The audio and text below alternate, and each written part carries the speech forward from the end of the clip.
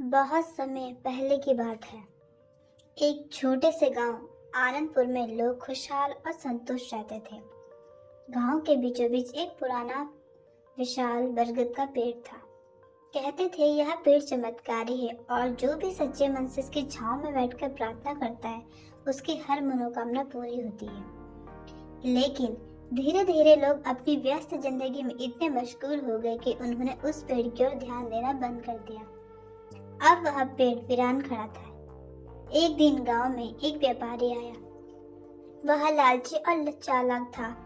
उसने सोचा अगर मैं इस पेड़ को काटकर इसकी लकड़ियां बेच दूं तो मुझे बहुत पैसा मिलेगा। गांव में कुछ बच्चे थे, आरव, नैना और करण। वे अक्सर उस पेड़ के पास खेलते थे।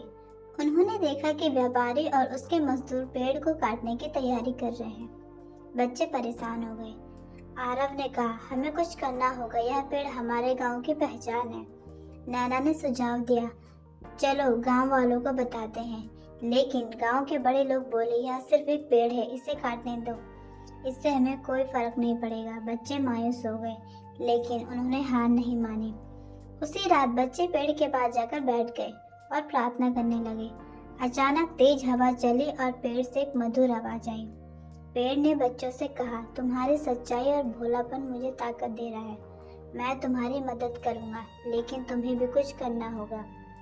पेड़ ने बच्चों को एक पुरानी गुफा के बारे में बताया जो गांव के पास थी। उस गुफा में एक सुनहरी किताब छिपी है।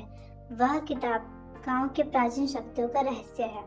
अगर तुम वह किताब लेकर आओ तो मैं खुद को बचा सकता हूँ।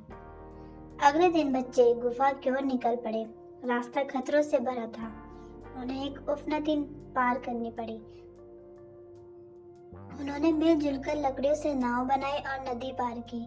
गुफा में उन्होंने देखा कि उसमें कई जाल बिछे हुए थे। एक तरफ एक बड़ा पत्थर गिरने वाला था। करण ने अपनी समझदारी से उस जाल को काटा और किताब तक पहुंचने का रास्ता बनाया। अंत में उन्होंने वह सुनहरी किताब पा ली। किताब में लिखा था जो लोग एकता और विश्वास के साथ काम करेंगे उनकी हर मुश्किल हल हो जाएगी। बच्चे किताब लेकर पेड़ के पास लौटे और गांव वालों को इकट्ठा किया। उन्होंने गांव वालों को किताब में लिखी बातें पढ़कर सुनाई और समझाया कि यह पेड़ सिर्फ एक पेड़ नहीं है बल्कि यह गांव की रक्षा करता है। गांव वाले जागरूक हो गए और उन्होंने व्यापारी को भगा दिया।